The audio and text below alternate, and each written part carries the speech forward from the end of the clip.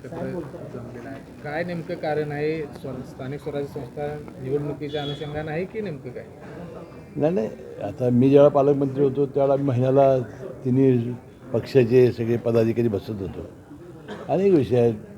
जिल्हा नियोजन मंडळाचा निधी आहे, समित्या नेमायच्या आहेत, जिल्हा राज्यस्तरीय, त्यानंतर स्थानिक स्वराज्य निवडणुका आहेत, हे सगळे आहेत. या निवडणुकीचा आज काय विचार होणार नाही, परंतु बाकीचे विषय आहेत त्याच्यावर चर्चा होण्यासाठी आज बैठक बोललेली आहे असं समजतंय. साहेब, राज्यामध्ये एका बाजूला कोरोना होतं, एका दिवसाला 4 ते 5 लोकांचा मृत्यू होते. आता आकडेवारी समोर येते. काय आढावा तुम्ही घेतलेला आहे का? काय परिस्थिती आहे? बघा, दरवेळेला मंत्रिमंडळाच्या बैठकीतसुद्धा याचा आढावा असतो आणि दरवेळेला आम्हीसुद्धा व्हीसीद्वारे या सगळ्या डीनशीन सर्व वैद्यकीय अधिकाऱ्याशी आम्ही बोलत असतो. वास्तविक आम्हाला असं सांगण्यात आलं की आत्ताचा जो व्हेरियंट आहे हा काय फारसा गंभीर आहे किंवा असा नाही, आणि लोक ॲडमिट होत आहेत आणि लोक बरे होऊन जात आहेत. आता त्यामध्ये ज्यांना वयोवृद्ध आहेत, ज्यांना कोमॉर्बिडिटी आहेत, अशा लोकांना थोडासा सावधानता बाळगण्याची आवश्यकता आहे आणि त्यासाठी आवश्यक त्या सगळ्या सूचना दिलेल्या आहेत. सगळ्या शासकीय इस्पितळामध्ये कोरोनाचे वेगळे वेगळे वॉर्ड करण्यासाठी पहिल्यासारखी सूचना देण्यात आलेल्या आहेत. मला वाटते कशाचीही चिंता कोरोनाच्या बाबतीत जनतेने करण्याची आवश्यकता नाही.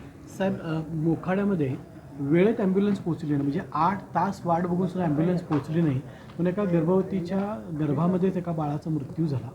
ते छोटंसं गर्भ घेऊन तिचा वडील 90 किलोमीटर पोलीस स्टेशनमध्ये गेला, दवाखान्यामध्ये गेला, तरी त्याला कोणी मदत केली नाही. एकूण या व्यवस्थेसंदर्भात काय सांगू? नाही, आता याच्यामध्ये मी आत्ताच उत्तूर या गावामधून आलो.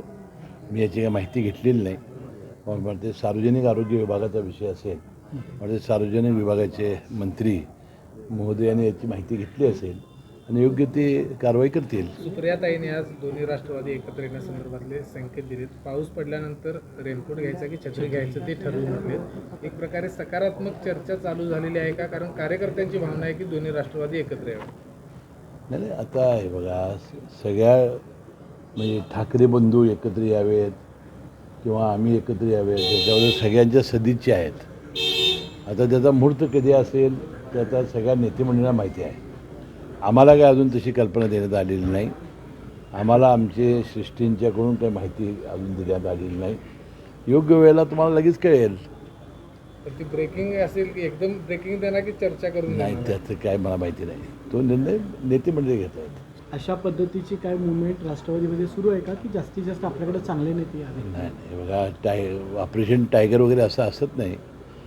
कार्यकर्त्यांना समजावून देऊन, कार्यकर्त्यांना दिलासा देऊन, या निवडणुकीत आम्ही तुमच्या मागे कसं उभं राहणार आहे सांगून, त्यांचं मनपरिवर्तन करून मग आमची पक्षात घेण्याची मोहीम आहे. सतेज पाटील काल गडिंग्लजमध्ये म्हटले की जिल्ह्याच्या राजकारणात मी एकटा पडलोय. एक भावनिक साथ कार्यकर्त्यांना घातली. तुम्ही जवळचे मित्र आहात. तुम्ही काय नेमकं नाही, ते मी त्यांचं आज वाचलं. आता हे जनरल निवडणुकीमध्ये ठीक होतं की मी एकटा पडलो आहे, म्हणजे त्यांना कदाचित सहानुभूती मिळू शकली असती. आता ह्या ज्या निवडणुका असतात गोकुळच्या, विधान परिषदेच्या, एकटं पडलं की घोटाळा होतो. मग म्हणतात बहुतेक ह्याचा पराभव होतोय वाटतं, लोक जातच नाहीत. मला वाटतं त्यांच्याकडून ही अपेक्षा नाही. त्यांनी लढाई केली पाहिजे आणि मी विजयी होणार असंच सांगितलं पाहिजे. एकटा पडलो म्हणजे मी पराभूत झाले असाचा अर्थ होते ना. मग जाणार कोण मतदार? गोकुळचे हे मतदार हे ठराविक आहेत, ते फार हुशार आहेत. आता एकटाच असेल तर मजा आहेत कशाला इकडं विधान परिषदेला. मी एकटाच पडलं मग ह्या काय उपयोगच नाही असं होईल ना. ते असंही म्हणाले की समविचारी लोकांना सोबत घेऊन काम करायचं. तर ठीक आहे ना. हे बघा, राजकारणामध्ये आता त्यांची महाविकास आघाडी आहे, आमची महायुती आहे, आपापले सगळे पक्ष घेऊन आम्ही लढणार. थँक्यू.